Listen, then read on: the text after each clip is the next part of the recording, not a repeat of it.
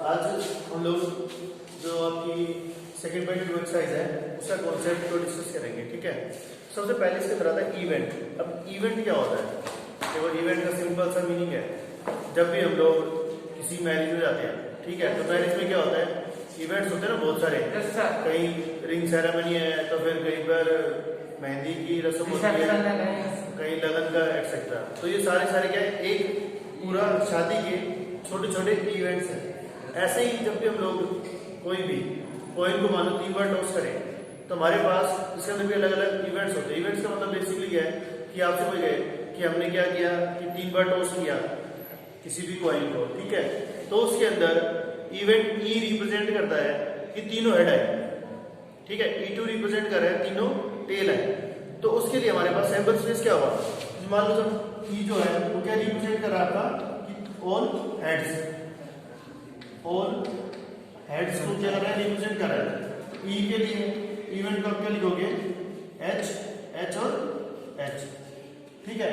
अब आपसे वो कह दे कि जब लोग ने किसी भी कॉइन को 3 बार टॉस किया, तो उसके अंदर what is the probability of getting exactly 1 head, single head आने की प्रोबेबिलिटी कि मतलब इवेंट ई रिप्रेजेंट कर रहा है। तो अब सिंगल हेड कहाँ पर आता है, वो आप कैसे करोगे? पहले आप उसका सैंपल स्पेस लिखोगे। सैंपल स्पेस में क्या होता है, 2:3, यानी टोटल जो हमारे पास नंबर ऑफ एलिमेंट्स आएंगे उसके अंदर 2:3 आएंगे, दैट इज 8 आएंगे। अब उसको लिखते कैसे, 4 बार हेड लिख दो और 4 बार टेल, फिर 2 बार हेड, 2 बार टेल, 2 बार हेड, फिर 2 बार टेल, फिर 1 बार हेड, 1 बार tail, head tail head tail head और टेल। अब ये हमारे पास सैंपल स्पेस हो गया टोटल, यानी कि इवेंट मतलब जो टोटल सैंपल स्पेस है एस वो ही हो गया। अब इवेंट हमें क्या चाहिए कि एटलीस्ट 1 हेड हो, मतलब एग्जैक्टली 1 हेड। एग्जैक्टली 1 हेड किसमें आता है, उसमें 3 है, इसमें भी 2 है। एक तो ये हो गया आपका एग्जैक्टली 1 हेड का, और दूसरा ये वाला हो गया, और तीसरा ये वाला हो गया। यानी कि यदि हमारे पास कोई भी इवेंट एग्जैक्टली 1 हेड को रिप्रेजेंट करता है, तो उसके अंदर कौन कौन से एलिमेंट आएंगे, H T T H T and T T H। ये वाला जो इवेंट हमारा वो क्या रिप्रेजेंट कर रहा है, ओनली 1 हेड को, ठीक है। अब इसके अंदर फिर आता है सिंपल इवेंट। सिंपल इवेंट कौन सा है, the event which contain only single point और single element of the sample space. वो होता है आपका क्या होता है, एलिमेंट्री और सिंपल इवेंट, ठीक है। तो ये हमारा क्या हो गया आपका सिंपल इवेंट,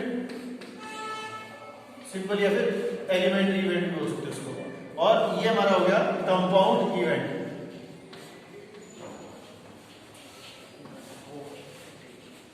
ठीक है। यानी कंपाउंड इवेंट कौन सा होता है, जिस इवेंट के अंदर 2 या 2 से ज्यादा सैंपल पॉइंट प्रेजेंट हो, that is known as the compound event, okay.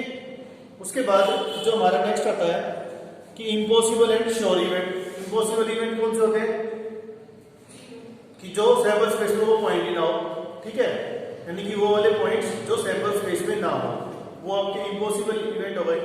और श्योर इवेंट कौन से हो जाएंगे, श्योर इवेंट आपके वो इवेंट्स होते हैं जो मतलब सारे के सारे ही पॉइंट्स आपके सैंपल स्पेस वाले हम लोग ले लें तो वो श्योर इवेंट हो जाता है। जैसे किसी शादी में जा रहे हो आप, तो शादी के जितने भी आप इवेंट है सारे के सारे इवेंट आपने अटेंड कर लिए, तो वो क्या हो गए, श्योर इवेंट। अब शादी में जा रहे हो, ठीक है, और वहां पर जाने के बाद आप ये सोचो कि शादी के अंदर कोई मतलब कि लड़ाई वाला प्रोग्राम भी होना चाहिए, ठीक है, तो वो चांसेस कम है। या फिर सिंपल कि जैसे शोक सभा, आप कहोगे मैं शादी में जा रहा हूँ, शोक सभा अटेंड करनी है मेरे को, ठीक है, तो क्या ये पॉसिबल है?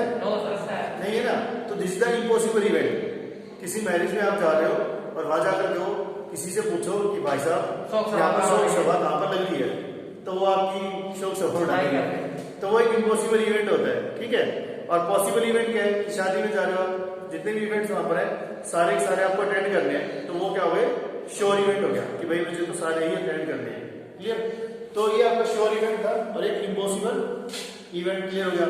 उसके बाद आता है आपका नेक्स्ट आता है कॉम्प्लीमेंट्री इवेंट। कॉम्प्लीमेंट्री इवेंट का तो मतलब सिंपल सा ही है कि वन में से, यानी कि कॉम्प्लीमेंट्री इवेंट जैसे ये एफ है, इसका कॉम्प्लीमेंट्री क्या होगा कि ये तीनों पॉइंट्स हटा दो सैंपल स्पेस में से, जो भी आपके पास पॉइंट बच गए वो क्या हो जाएंगे, एफ का कॉम्प्लीमेंट्री आ जाएगा, यानी कॉम्प्लीमेंट्री इवेंट हो जाएंगे वो। ठीक है, क्लियर। अब इसके बाद ए और बी इवेंट, ए और बी क्या होता है, यानी कि ए के भी सारे इवेंट और बी के भी, उनका सबका कलेक्टिवली जो सेट बनेगा दैट इज ए और B. A and B, A and B में क्या होगा कि जो इवेंट आपका ए और बी में दोनों में कॉमन है, ठीक है, वो हमारे क्या होते हैं ए एंड बी। यानी कि देखो ए और बी यदि कहीं पर लिखा है ए और बी, इसका मतलब होता है ए यूनियन बी। और यदि आपके पास है कहीं पर भी ए एंड बी लिखा होगा, इसका मतलब होता है ए इंटरसेक्शन बी। यानी कि इसमें क्या होता है कि जो ए और बी दोनों में कॉमन है, और इसमें क्या होता है आइदर ए आइदर बी। क्लियर। तो ये हमारा हो गया ए और बी हो गया, ए एंड बी हो गया। अब दूसरा आता है the extend event A but not be. क्या है, ए बट नॉट बी, इसका मतलब क्या हो गया ए माइनस बी। यानी कि ए में बहुत सारे इवेंट्स लेंगे हम लोग जो बी में ना हो। आगे इसमें तो ये हमारा फंडा था। अब इसके अंदर सबसे इंपॉर्टेंट आता है म्यूचुअली एक्सक्लूसिव इवेंट। नेक्स्ट क्या था आपका, म्यूचुअली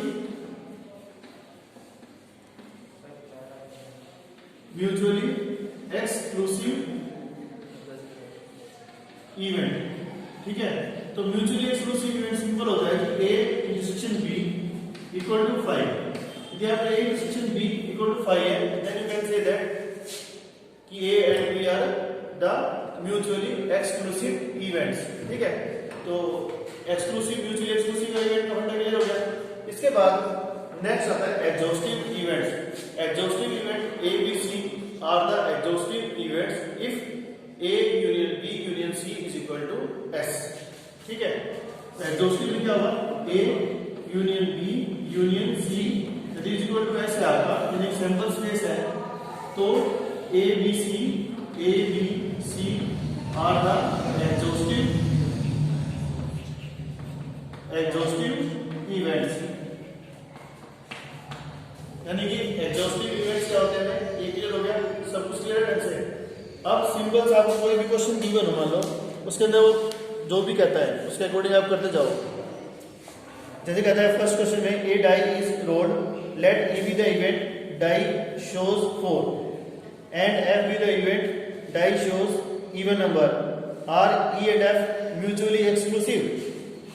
देखो A क्या शो कर रहा है इसमें 4, A के अंदर क्या है 4 और B के अंदर क्या है इवन नंबर, इवन नंबर क्या है 4 और 6, तब इन दोनों में कॉमन 4 है ना, तो A intersection B is not equal to 5, so it is not a mutually exclusive।